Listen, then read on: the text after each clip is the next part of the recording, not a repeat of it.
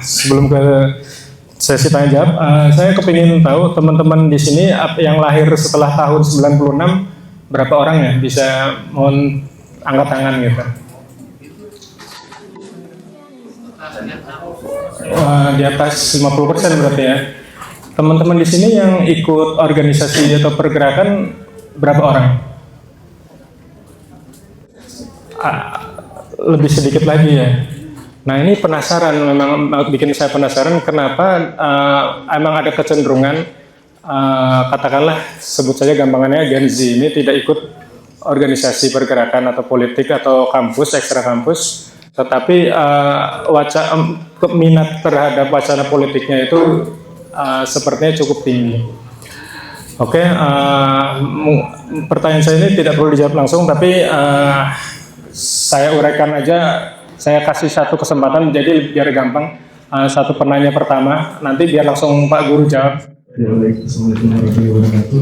Mungkin saya mau mengucapkan syukur juga ya bisa kesini, karena saya salah satu pengikut pertama Guru Gembul dari follower 100.000 jadi senang banget dan sangat tertarik dengan judul hari ini dan bagaimana Guru Gembul bisa membedah judul yang sebelumnya mungkin kita lihat biasa aja, dan ternyata banyak permainan-permainan kata yang ternyata setelah Islami perlu untuk judulnya kayaknya direvisi ulang gitu. Jadi dari konsep yang udah Guru Gembul sampaikan, mungkin satu kata yang langsung melekat adalah kebebasan tadi, kebebasan untuk berpikir. Dan setelah perjalanan saya selama perkuliahan dan saya semakin aware juga dengan isu politik, otoriter kekuasaan dari politik, saya melihat ada sedikit diskrepansi, ada sedikit kesenjangan antara kebebasan dengan politik. Karena kita tahu jika kita mengambil kacamata kebebasan, kita melihat dari kacamata mungkin spiritualitas, kacamata dari filsafat, bahwa kebebasan itu satu nilai yang mutlak. Sedangkan kalau kita melihat dari politik, itu semua berkutat pada pengaruh dan tarik-menarik kekuatan dan pengaruh tadi. Sehingga misalnya saya mau ngambil kacamata seorang penguasa, apakah kebebasan itu suatu hal yang baik? Karena mengambil contoh aja misalnya Guru Gembul, untuk keputusan ekonomi mikro dan makro yang saat ini kita rasakan, saat ada isu penutupan Selat Hormuz, kebanyakan orang mengambil gas dan minyak dalam jumlah besar untuk mengamankan diri. Padahal itu tadi kan berdampak besar pada ekonomi karena adanya tadi orang-orang yang malah menumpuk hal tersebut. Nah, pertanyaan saya adalah bagaimana pendapat Guru Gembul terhadap kebebasan tadi itu? Apakah kebebasan mutlak dalam perspektif politik? Terus kedua, ini suatu pertanyaan yang terus-menerus terngiang-ngiang setelah saya mendengar pernyataan ini, quotes ini di FYP saya. Agama itu adalah permainan kaum bawah dan demokrasi adalah permainan kaum atas. Saya ulangi, agama adalah permainan kaum bawah dan demokrasi adalah permainan kaum atas. Hal ini sangat mengganggu tidur saya karena sejak agama adalah permainan kaum bawah dan demokrasi adalah permainan kaum atas. Jadi kita hidup di dua game dan dua game itu tidak ada yang benar dan salah. Dan ketika saya coba menyelami hal ini membuat saya sedikit semakin tidak tertarik sebenarnya dengan isu-isu soal filsafat, kebebasan dan nilai dan kebenaran tadi. Karena pada intinya kita hanya bermain game. Either kita pilih game agama atau game demokrasi. Menurut Guru Gembul misalnya Indonesia sudah terlepas dari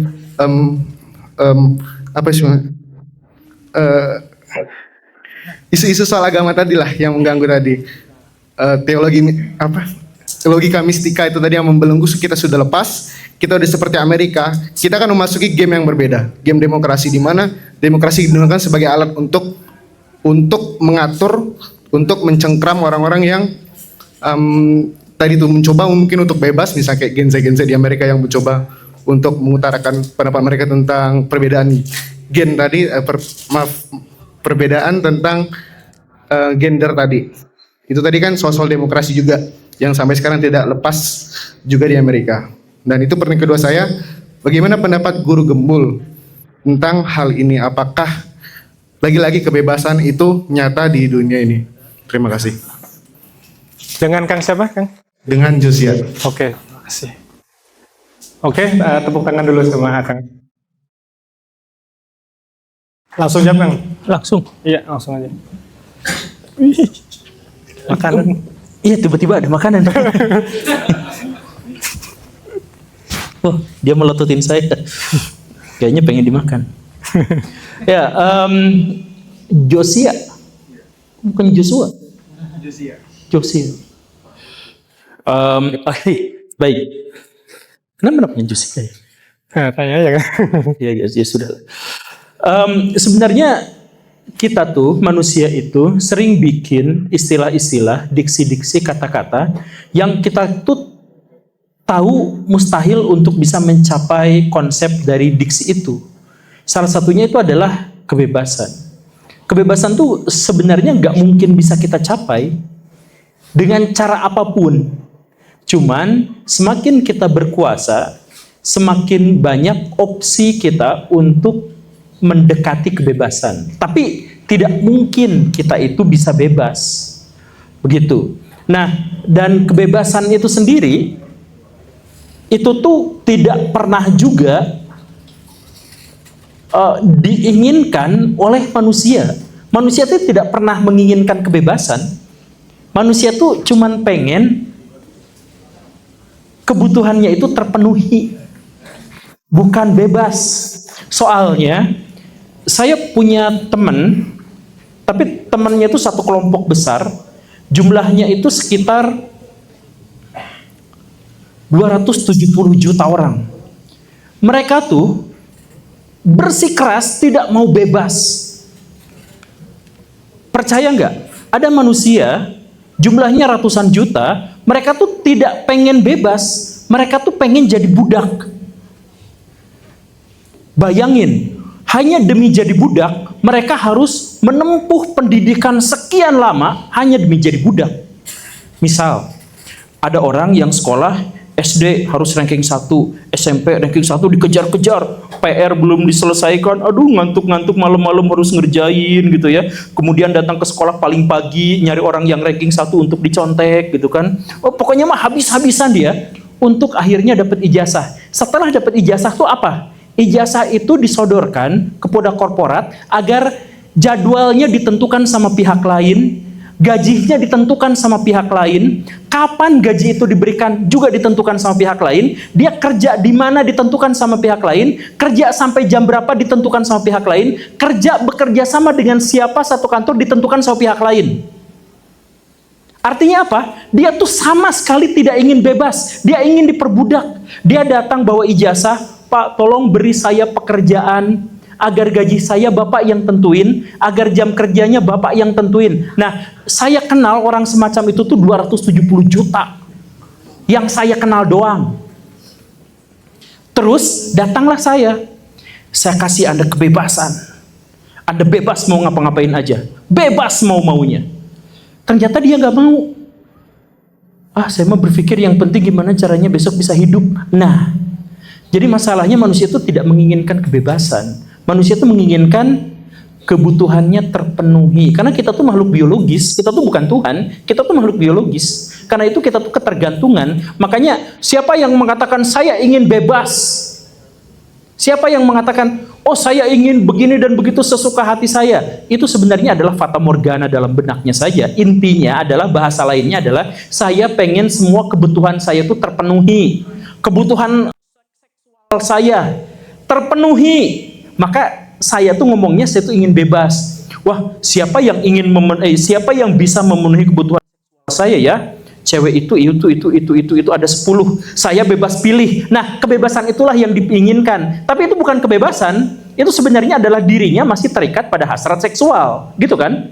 Tapi dia ingin bebas milih mana yang dia mau. Untuk apa? Untuk memenuhi hasrat seksualnya. Jadi sebenarnya manusia itu tidak ingin kebebasan. Manusia hanya ingin memenuhi semua kebutuhan-kebutuhannya. Itu adalah hal yang pertama. Kemudian hal yang kedua, ketika kita melihat dalam konteks pemerintahan kita, dalam konteks politik kita, apakah negara kita bebas? Tidak juga. Ketika kita mengaku negara kita bebas dari penjajahan, itu salah satu hoax terbesar.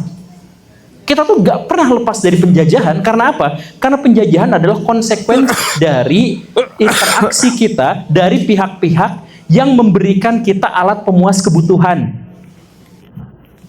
Sekali lagi ya, penjajahan kita itu sebenarnya adalah interaksi yang pasti, yang niscaya terhadap orang-orang yang memberikan kepada kita alat pemuas kebutuhan. Di sini masih banyak yang dijajah sama orang tua. Ma pengen beli motor, motornya motor yang itu. Jangan tuh kamu tuh mana itu motor bapak kamu tuh pakai gitu. Kita nurut sama dia, tapi kita nggak ngaku itu sebagai penjajahan. Karena apa? Karena makan kita, uang jajan kita tuh disuplai sama ibu itu. Yang ketawa tuh merasa yang ngaku gitu. Nah, jadi sebenarnya manusia sebagai makhluk biologis dan makhluk sosial itu sebenarnya tidak kenal dengan istilah kebenaran, itu tidak pernah ada. Keadilan itu tidak pernah ada. Kebebasan itu tidak pernah ada. Apalagi yang lebih maju-maju seperti istilah demokrasi, itu tidak pernah ada. Itu cuman bikinan-bikinan, diksi-diksi yang ada, padahal manusia sendiri itu tidak mungkin bisa mencapai itu.